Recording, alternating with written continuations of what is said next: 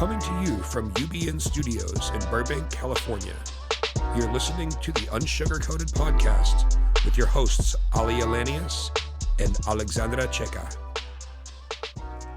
Hey everybody, welcome back. How are you today? This is Alia. This is Alexandra. And we are celebrating today. It will have already occurred, but we don't care. It's Random Acts of Kindness Day. Oh my God. Yes, it is. You remember what we did last year, Alia? Yeah, you know what? I really am mad that we didn't do that again this year, but we do have plans to continue doing it. And on that note, we do it on any day. We don't actually just do it on Random Acts of Kindness Day. We do it whatever day we can because you should be doing it every day. Absolutely. What we did is we actually went up to the Starbucks in Hollywood. And what we did, we had different, I had mine, you had yours, and we kind of took them and brought them all together. But the concept was we're going to go to Starbucks and, you know, in my case, on behalf of Unsugar-Coated Media, we laid down $100 for every single person that came in after that to pay for their Starbucks. Afterwards, they allowed us for some of them to get some footage on what that did, how that made them feel. Yep. And it was really cool. You know, what I don't think people understand is that when you engage in something like this, it doesn't just help the person receiving it, it helps you too. Mm-hmm. Like it really does. It feels good to see someone, you know, and so we have a picture of me getting a hug from somebody who was, you know, thrilled to have his free Starbucks, but even more so was excited to go and do that for someone else today. Or, you know, that day. And I just love it because, you know, you want to spread some goodness. We had Mark Shapiro earlier, you know, last season, and he was all about kindness. Yeah. Kindness matters, people. And I love that he talked about the actual impact on your body of how you feel after you do something great like this. I don't know why I always think this way, but every day I always think, what if I get hit by a bus today? And so literally buying those coffees, I said, if I get hit by a bus today, at least I made someone feel happy. At least I like made someone's day, made someone feel like they're worthy of good things happening to them. Yeah, and you even you had made the suggestion because not everybody has to go spend $100. You know, that was also part of we had a cameraman and we had it was a little bit more entailed because we really wanted to capture what this little random act of kindness did. But you said go through the drive-through and just offer to pay for the person behind you. You know, opening a door. What are the ways? I posted on my Instagram about that. It doesn't have to be huge. You know, if it depends on the level of person. If it's someone in your family, but if it's just a stranger. You know, you had created part of that bit. As part of that, you collected a little girl who said her sister just came and spent some time with her, and that alone made her feel valued. Mm-hmm. So, you know, I mean, I think that it's a really, really positive thing for people to do, to want to do. Yeah. And it doesn't have to be huge. You know, smiling at someone in the street, it's a start. Being kind to people, being nice. It just shouldn't be so hard. It shouldn't be a movement, you know? You know, and if you're actually looking for ways to challenge yourself, I would say, you know, a random act of kindness, go volunteer at the YMCA. Call up the YMCA and say, hey, you know, I'd love to come down and how can I support? Or even call up, you know, a really good charity and say, how do I donate a 25? You know, I actually know of organizations that, in fact, the cancer organization that I used to have, we used to get gift cards just to go and give someone going through cancer, like, you know, $25 to buy things, you know, hygiene products, whatever. I mean, you'd be surprised how the little things just make such a difference. Oh yeah, it's all about the little things. I love that they dedicated a day to it. Yeah, but I'd like to see our audience, you know, so we challenge you. We know that today, when you hear this, is not going to be the actual day, but guess what? You could do it anyway. And then what we'd love for you to do is share what you did with us. Capture a photo, do something, just send us a little message privately through the website. Like, let us know on IG because we're here to inspire you guys to do those things and want to be better. You know, that's our goal. Absolutely. You know, so so leading into, you know, it's kind of interesting. I mentioned that you'd be surprised how little can actually do quite a bit for someone. So we have a very, very interesting guest today, and we have a very interesting topic. And I'm going to do a little disclaimer for the men. Okay. at first when you hear the topic, you're going to be like, ew. But guess what? I don't want you to freak out, because guess what? If you're not already, you may be a father of a daughter one day. You might marry a woman. You might marry, or your mother or your sister or something. Like, this is a delicate topic, but it's one that we're still excited to have, because it is part of existence, and it even does go into relationships, believe it or not. So men, don't change. And with that, I will introduce our amazing guest. Chelsea VonChaz is the proprietor and creator of #HappyPeriod, a charitable organization that addresses menstrual health. The hyper-focus of Happy Period is to bridge access to safe period products and menstrual health through education, while eliminating the stigma and taboo around menstruation. Her community outreach has been featured by the NBC's The Doctors and People magazine. Happy Period goes around the community educating and providing menstrual products, and have also had the privilege of visiting Kenya, Haiti, and Belize, where their help was greatly welcomed. This year, she created a new company, Hello, I'm Menstruating.com, sister to Happy Period, which publishes period guides for youth to learn how to take care of their periods. You can download it for free. And Monarch, a one-stop for workshops and products for period care. Unsugar-coated community, please welcome Chelsea. Yes. Yay. Thank you so much. That was you know what? That was a very, the disclaimer was bomb as hell. Thank you. I feel like, at first I'm like, no, like, don't give a disclaimer. Like, they came from somebody that had to have a period. Right. Like, that's how they got here. But I think it's cool as far as to let them know, like, look, this is not what you're used to. You're into the real world right now. So yeah, I like that. And we want our men to listen. Mm-hmm. Absolutely. Because it is a difficult, guess what, guys? It's a difficult discussion for us too. Yeah. I mean, I tell my daughters every time, they would be like, Mom, I can't wait to get my period. And I'm like, yeah, just wait until you get it. Now that they have it, they're like, yo, wait a minute, hold up. This was not as fun as I thought it was Y'all gonna did be. not tell us it's going to be like this. Exactly.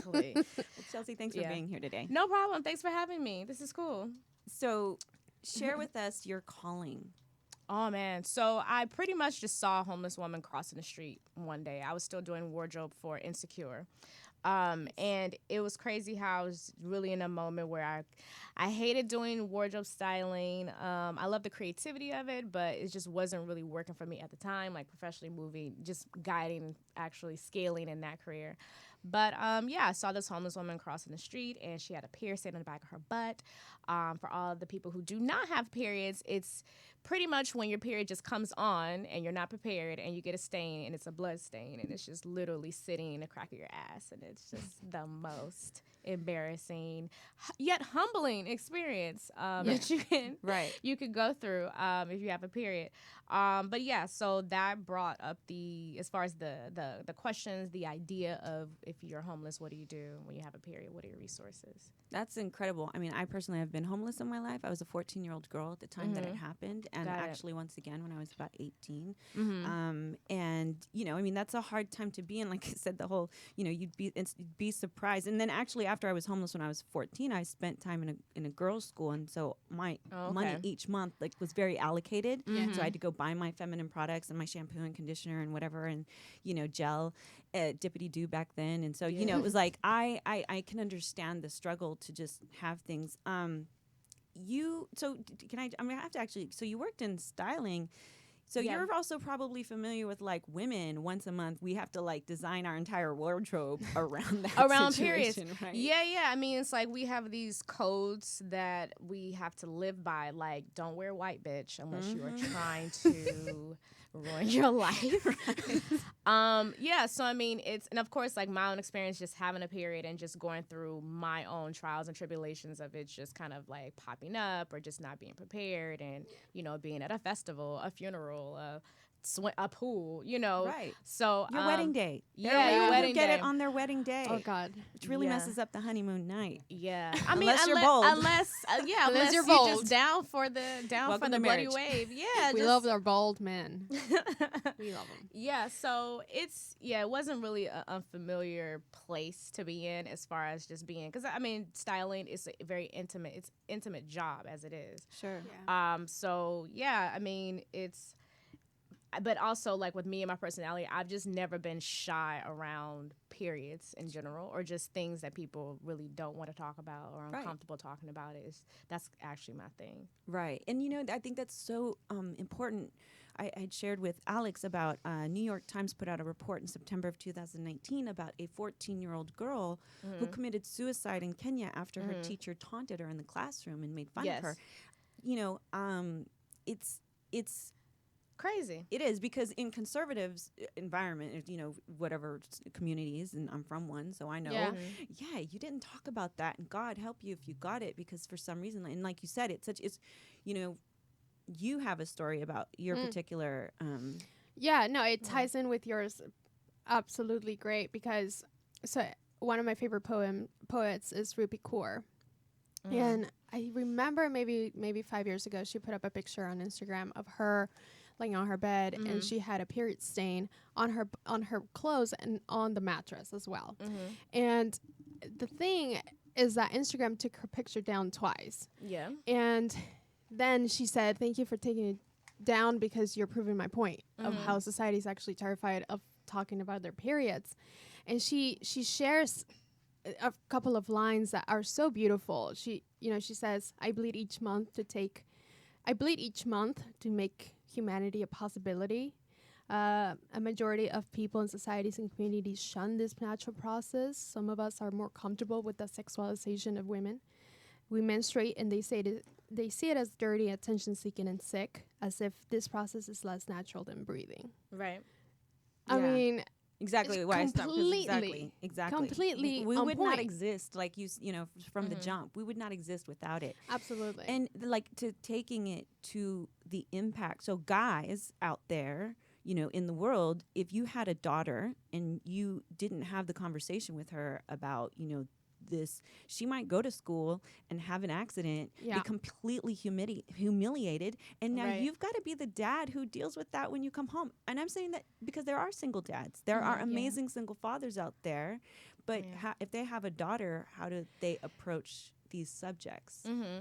I mean, well, first of all, it's like I know too many women or people who identify as women that are still uncomfortable talking to their kids about periods. So I don't even think it's really a man thing. I think the difference between the man and the woman, as far as the just more knowledge about periods, is that women, we have the knowledge because of our experiences, and then even some of us are not even that experienced because we don't really dig deeper into it. We don't ask questions. We just kind of go with the flow. We go with the flow of, this is who my mama taught me how to do this, my aunt taught me how to do this, I learned this from my group of friends, and then that was pretty much it. Didn't ask any questions. I think with the fellas, it's like they would really appreciate just knowing more about it because they don't experience it.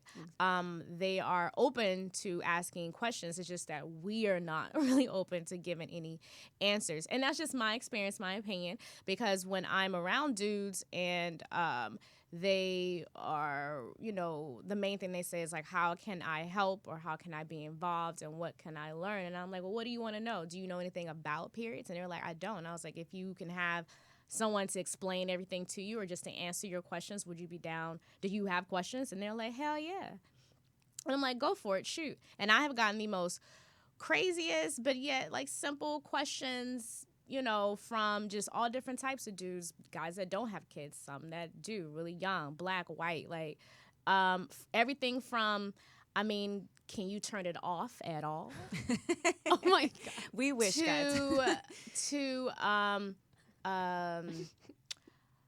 can you feel it? Like, can you actually feel the blood come out of you, like when you're walking, or if you're just, like, can you just really feel it? Like, But those are fair questions. Yeah, very super fair fair questions. questions. And I've gotten some other, like, random ones, like, does it really look like a massacre in the toilet when you poo? Like, Oh my God. and I'm like, yeah, Amazing. next time I will send you a picture so Please you can do. see what it's like. Well, okay, on that, it's funny that you say that. So, like, I love being unsugar-coated. I have the ultimate fear. I'm sure I'm not uncommon of my What? husband, me forgetting to flush the toilet, and like my Okay. husband coming in afterwards and referring Like, it to "Oh." as there's a bloody cow in the toilet. And one time it was funny because I got accused. It wasn't even. It was something else that wasn't like, I don't know, like Yeah. strawberry acai or something that was left over. And I guess he just saw something and assumed. And I was like, nah, no, it's not me. Don't blame that on me. But Acai. I thought it was hilarious that I find that. Oh my You're still gosh. hiding your period. Yeah, Like, I and mean- it's like, why am I doing this? Like, why am I programmed to just make this other person feel comfortable, Exactly. even though they don't even experience it? This is my experience. I have to deal with this. They're just a witness. Yeah. And Like, I mean, why I is feel like that? most guys, the only thing that they've ever been told is that when a chick gets her period, watch out, she might kill you, or she's a bitch. But that's and the all that real stuff. thing. Like, she's But that's the real thing as far as, It is. stigma and in a lot of cultures from, especially with religion, in the Bible, from the Bible to the Quran, like, we're unclean and dirty and should not touch things. And Yeah. so it's like all of that is really, unfortunately embedded across different, all of us, around the globe as far as this is what it's like for when you experience someone that's on their period, like this is automatically what it is. This must be true because we all believe this bullshit. Yeah, it's very, and as a Muslim, when you say that, it takes me to the thoughts of what I was told and what I was, when I couldn't even pray. I couldn't even pray when I was on my period. And Yeah. I'm like, and I will tell you, in my current state of life, I disagree. And Yeah. I'm a naughty Muslim because I will pray whenever I feel like it. And, I mean, it's like, I get it. There's a ritual, and, and I Yeah. respect it. Don't get me wrong. But I mean, don't treat me like I'm Less dirty than. Yeah. because I'm, Yeah. menstruating. And So, it's really yeah. fear.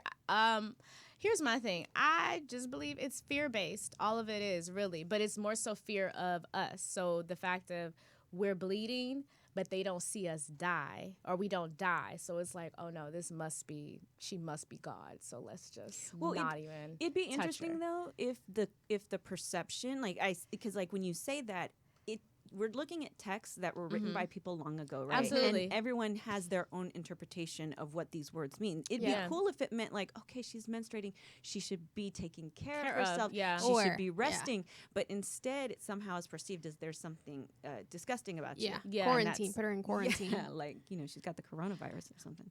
And Yeah, I don't know. It's crazy because like even in my culture, and especially with my from both of my parents have either Creek or Cherokee Indian within them. So from what I was taught from my Creek side is that, I mean, back in the day, up until maybe like when colonization hit a huge height, all of the women pretty much, it was by choice to go to a hut or a secluded place. And it was about, okay, this is our rest time. And the men and everyone else who did not have a period or was not menstruating at the time, they were on the outside doing their due as far as their duties with work, Right. Lifestyle, taking care of the kids, Right. They were and not even kids. feeding the women that were inside of the hut. You know what I Right. mean? Like they were bringing them the food, bringing Right. them water, and whatever else they need. It was kind of like, it's the same concept as the red tent. Well, Yeah. it's You know what I very mean? spiritual because I'm familiar with that, and I know that it was part of they let. I mean, not to be gross, but like they let What? the women just bleed into the ground. But Yeah, it was absolutely. It was a And that was significant- normal. Because- It was significant of also a part of us returning to Mother Earth. Exactly. There's very spiritual elements to everything Absolutely. about existence, and then the Earth. So it was just tied. Yeah. And I think that that was the way that the Native Yeah. Americans, the way that they viewed it much differently than Absolutely. current Definitely society. represents, life. And I feel Absolutely. like Earth. So I have to say this because of course there's the more conservative people who are looking at all these women who are voicing up and saying, "Damn it, I'm not going to be ashamed to talk about my period." So you have this conservative base that's very, and by conservative, I'm not like meaning anything I'm political. I mean just more traditional family values of you don't do this and you don't do that, and like so now those women get very infuriated at women expressing themselves. So Right? let them. You have the power to get infuriated. Infuriate on, girl. Yeah. Or a guy, whoever it is. It's like, so. Right. But even like, okay, I challenge that with like, okay, what has that gotten us? Now we are paying for our tampons and our pads because the people that put that into law, they don't have periods, so they decided that we should just be taxed because we have working uteruses. We don't have free pads in public restrooms like how we do with water, soap, and toilet paper. Right. We're not taught about our periods in school. And so it's like for the people, it's like, well, you don't do this, you don't talk about this. This is hush hush. This is Right. for a man. It's like, okay, well, look at what all of that hush hush shit has gotten us to this point. Sure. Yeah. Yeah. Absolutely. I It mean, I think doesn't that's help. important. And the reason why I say those things is because, it needs to be said. Like, there's so much. I feel like people feel compelled to speak up and be represented. Yeah. And for so many different, Word. things. And this is so you shared about how viewing the homeless community is part of, what inspired you to come here. We should talk about homelessness and how it is a real thing. Like, I actually have a picture. I was just driving to get my daughter from the train station the other day, and I only picked her up at Thanksgiving, and then now all along all the overpasses or the tent, the encampments. What I think is important about this conversation is that people presume that anyone homeless on the streets, they're a drug addict, an alcoholic, they got Yeah. themselves there. Right. They probably Right. cut their family probably hates them, and that's why. But there are families out there who cannot afford to even put a roof over their head Right. in major metropolitan cities right now, and now it's expanding to suburban areas. Absolutely. And then when it comes to women, like Ali was saying, they are seen as drug addicts and alcoholics, and they're too lazy to get a job. But many of them, they're sexual assault, domestic violence victims. In fact, 38%, according to the U.S. Department of Health and Human Services, 38% of all domestic violence victims become homeless at some point in their lives. And so, yes, like you said, just because you're a woman and you're a homeless woman doesn't mean that you don't get your period anymore. Correct. And I meet a lot of folks who are houseless. I prefer to say that than homeless. But a lot of times they are living out of their cars. Right. Mm-hmm.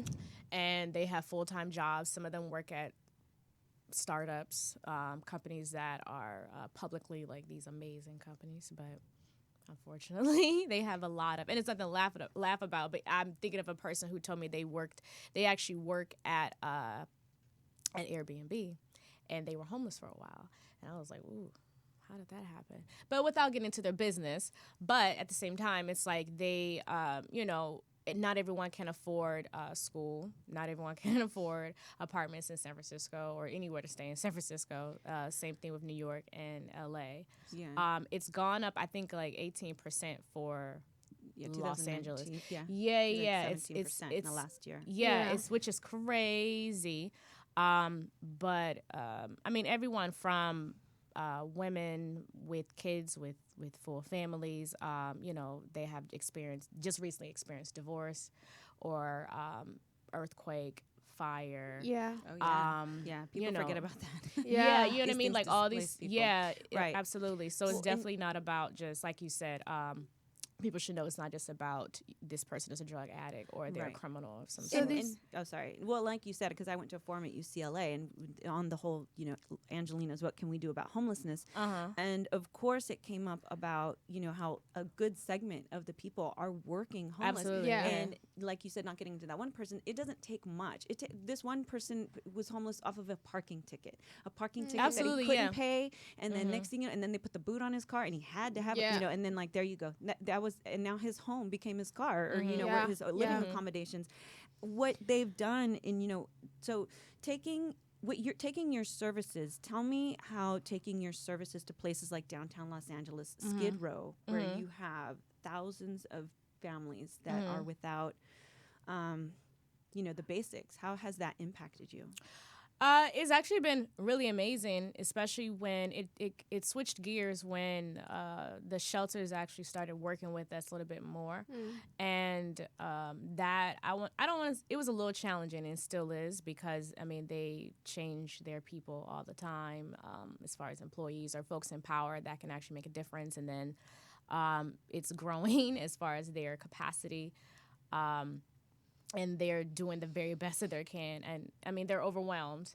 So they are now, I think, more open than ever to receiving local help, grassroots help, which is why I tell people, like, you don't really need permission nowadays to give back. Right.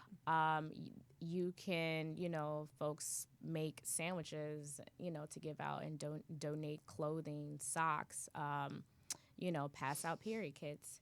We didn't ask for permission to do that. It's just really cool now because it has impacted me in a incredibly emotional, grateful way.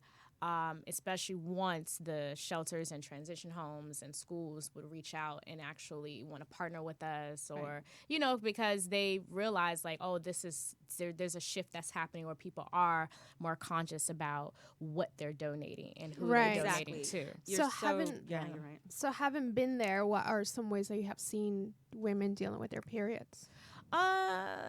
Unfortunately, I hear a lot of the common things is, we're still hearing that folks having to find as much clothing as possible because they, all their techniques as far as layering up because they're so used to spilling their, messing up their clothes, or being cold, especially, at night. And from plastic bags to socks and old rags, like things they kind of would find on the street that's, more of like the worst end of what they would use. Something else that's fairly common is for them to say that they have a really difficult time getting into a bathroom or a restroom. Right. To just, even if they have a pad, to be able to change their pad or their tampon. I always hear good things about Starbucks. Not to endorse Starbucks, but that's a very common thing where they would say they know they can get inside of a Starbucks to use the bathroom to wash their hands. Right. But other than that, it's really difficult. Even if they are living out of their car, it's still kind of like, and their car is full of things. I've heard that's very challenging to try to change your pad or a tampon in your car without figuring out if somebody's watching you and being paranoid that you will get a boot on your car or towed or something like that. It's extremely stressful from what I have experienced listening to people tell their story, and just being around them for that short period of time as far as volunteering and them sharing, what relief they had because this is what they had to do for their period last month or whatever. Right. Yeah. So let's talk about sustainable. There are products out there now that are hopefully helping women change less. Like even for us, even if you don't have the issue, and some women, I'm just going to be very candid. I know women who are like, I would never wear a pair of panties. They don't get it. Like, how am I going to wear panties and then I'm just going to be able to bleed into them and then that's going to be fine. Like, so we have these products out there now. Can some of these things help even the homeless women? Like if you had access to, a cup even a cup. So like reusables, right? So here's the thing with the menstrual cup. The menstrual cup is not for everybody, especially like we don't all have the same size cervix and vagina. So that's one thing. Oh, some are tilted, slanted, all absolutely, kinds of ways. sis. So it's like size A, size B is not really going to cut it for everybody. So that's one. And then number two is where am I going to clean it? I can barely wash my ass. So how am I going to have now another responsibility for this thing to wash it and clean it? And menstrual cup companies really need to get on board as far as like making sure that their cup actually has some type of solution attached to it. Yeah, right. Not all companies will come with that. So they expect you to do the whole boiling the water thing, which is cool, which is fine, but it's not convenient because where is this person going to get boiling water? Yeah. Well, it is. Yes, it's sustainable. It's good for the environment, but I have to also share another thing for that person's mental health. I have definitely heard of some folks forgetting that they put a tampon inside of them for X amount of days. Right. I've heard of them saying like they got high and they were homeless and got high and forgot that they had a tampon in. So a cup definitely won't be the next best thing. So for the most part, disposable is kind of the way to go. But everyone's different unless you do have access to running water. So I have experienced some folks who are houseless that have access to running water because they go to a YMCA or they're still a membership. Somebody, got them a membership at a gym so they can use the showers. So I that's used to go different. into the Kaiser ICU waiting rooms when I was homeless. Yeah. So if they have the places where they can go and they're mobile enough, then yes, that would work. But unfortunately for everyone, they're not really on the bandwagon. They're not really even thinking about that. So yeah. So I have another. This is actually a question I just thought of. We hadn't had it in our notes, but I mean, since we do want, what are your thoughts on tampons with young girls? Like, what do you mean?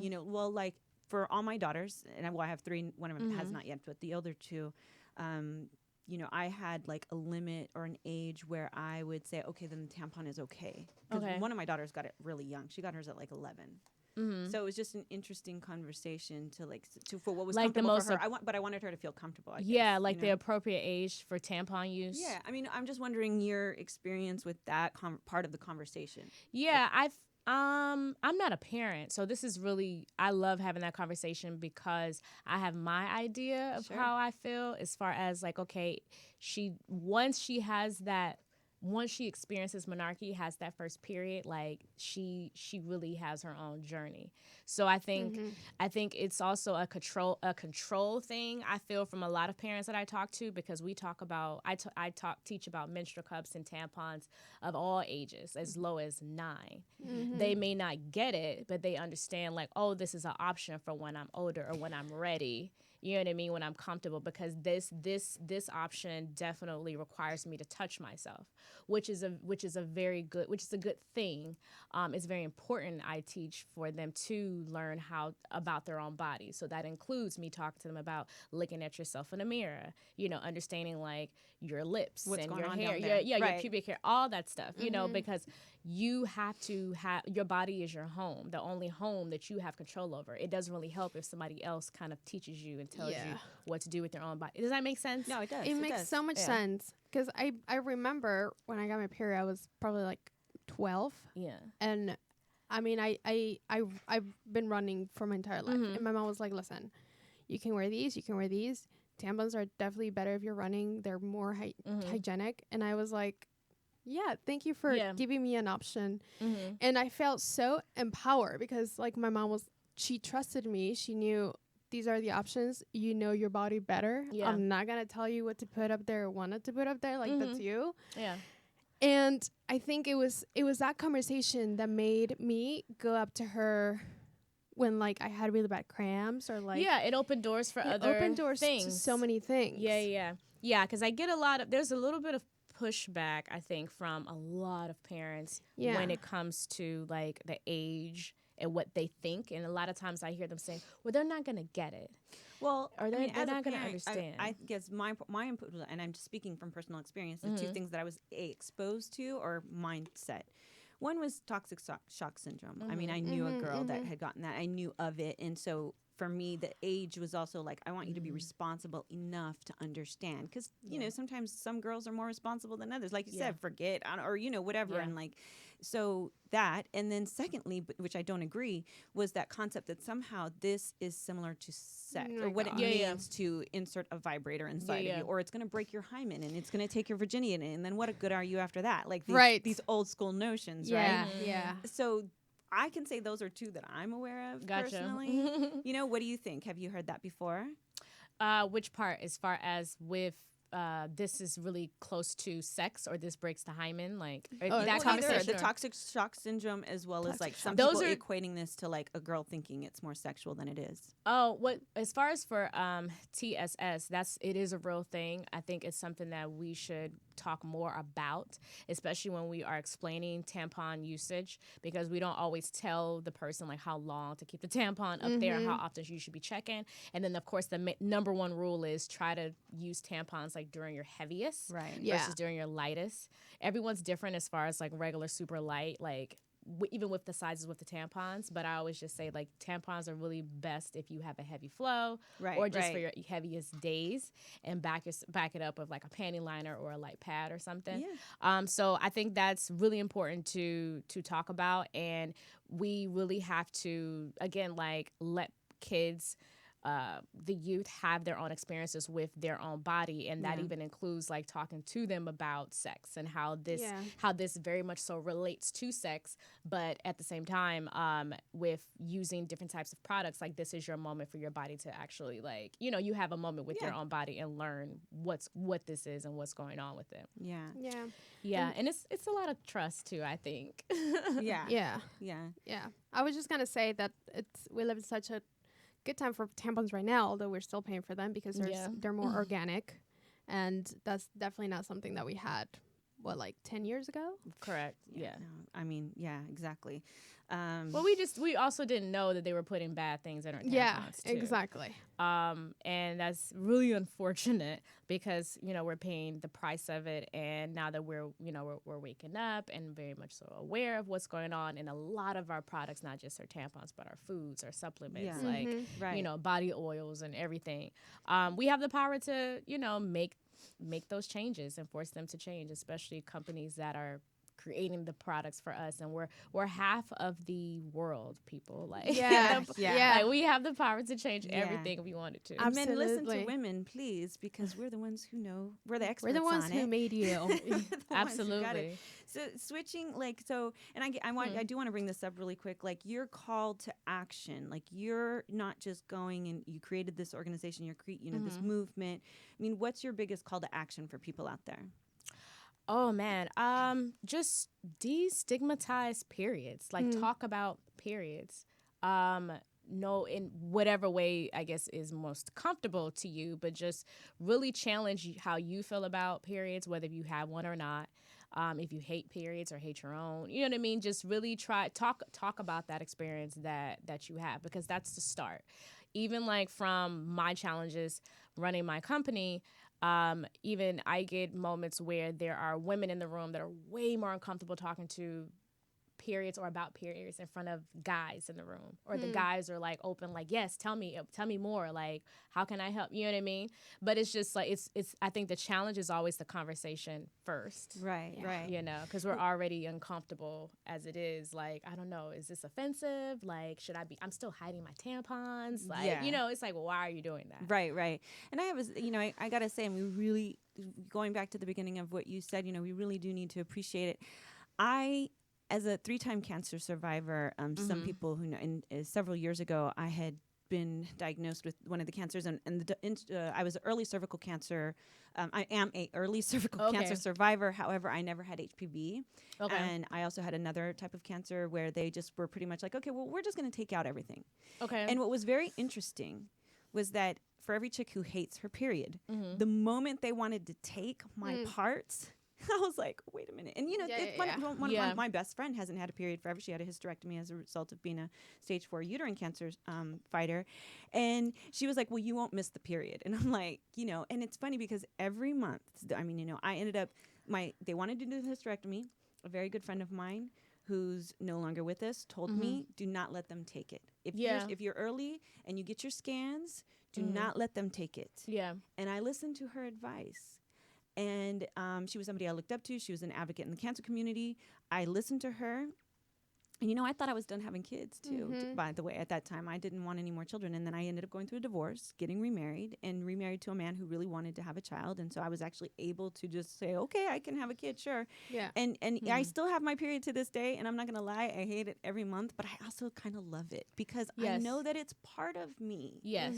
I know that it's part of what creates my life. So, you know, guys, thanks for hanging with us. If you stayed with us till the end of this, you know, nearly interview, Probably you know, we really appreciate you being part of this conversation. And we hope that we've brought some value to you.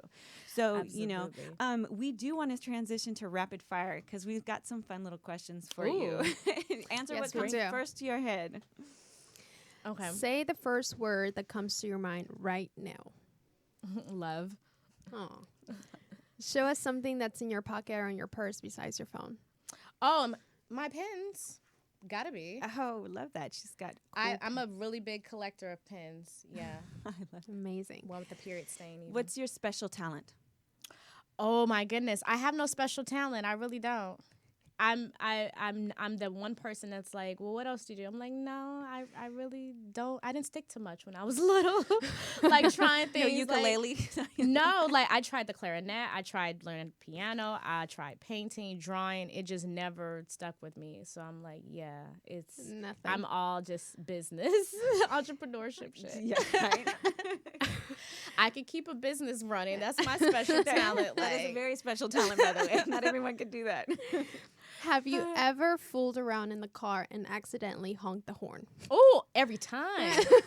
every time I'm like, yeah, I'm bound to get caught. I never get caught, but I'm it's down just, to get caught I've actually been caught. I'm not. by the cops. They're like, tick, tick, tick. Yeah. Oh, Hold that's on. funny. I'm here of my own free will. I promise. They're like, you can tell though when the car it's all steamy. Yeah. And they're like, we're just having a conversation. Yeah, we're just getting to know each With other. the heat on. Literally. Okay. Have you ever seen a ghost? Oh, absolutely. Yes. I saw my uncle Charlie. He had been dead. I don't know how long he had been dead, but I knew he was definitely dead. That it was a ghost I was looking at. Because like I think I was like 6, maybe 5. And yeah, he just passed, and I remember going to like the wake and viewing his body and how cold he was. And I got it at the time, like, okay, this is what a deceased person is. Like I understood death. They were still trying to like embed religion in me, so I had an idea of like, oh, they're with someone else, in a much better place. And but yeah, for sure. Like one night, I was laying in bed with my mama, and this is in the family house in Alabama. And I remember my mom's bedroom and my aunt's bedroom were right next to each other, and there was a doorway separating the rooms. And I woke up and I looked up and I noticed like her TV, my aunt's TV was on, and it was shining like a really weird kind of shadow. And then I noticed him like standing in the doorway, just chilling, looking at because my mom and my aunt, they have different fathers, so that was my aunt's father who passed, and she was still a teenager at the time, but he was just looking at her. Wow. And I told my mom that morning, like, yeah, I saw Uncle Charlie in the doorway just staring at Tasha. And she was like, really? What did he have on? I was like, it was like a suit, but I could just tell it was him, and he was just staring at her in the driveway.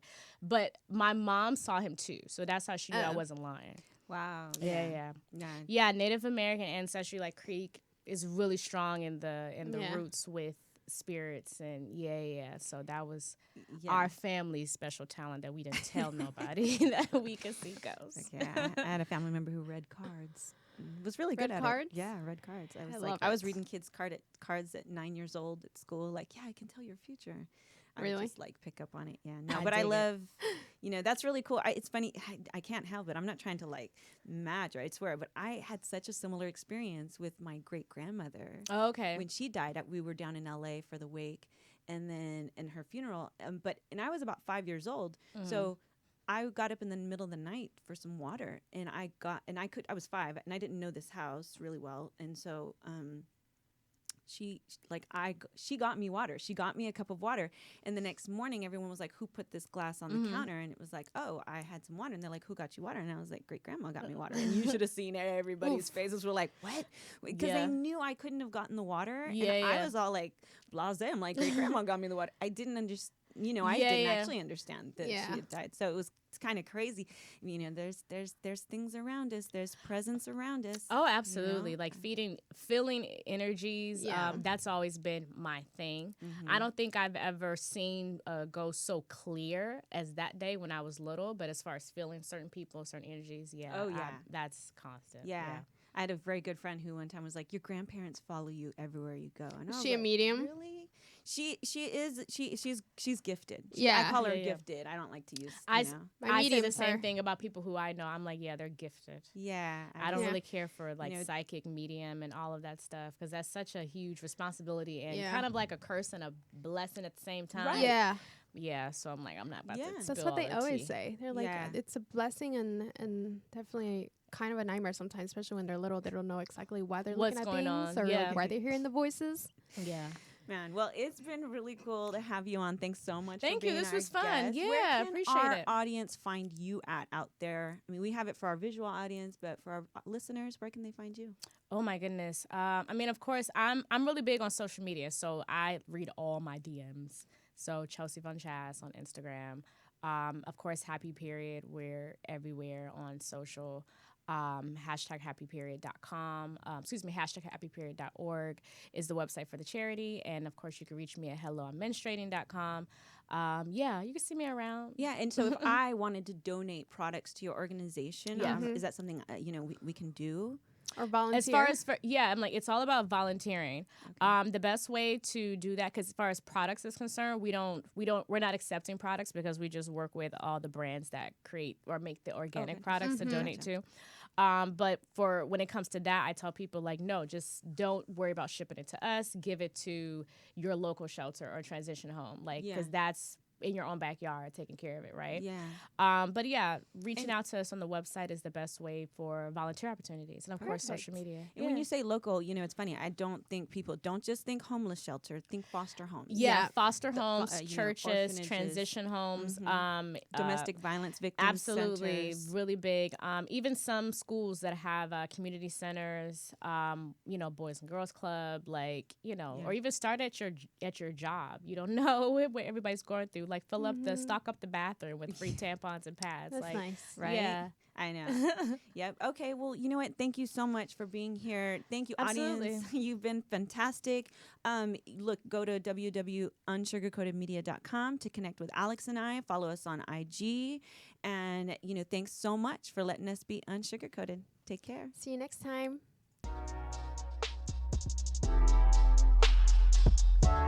You've been listening to the Unsugar Coated Podcast with your hosts, Ali Alanias and Alexandra Checa.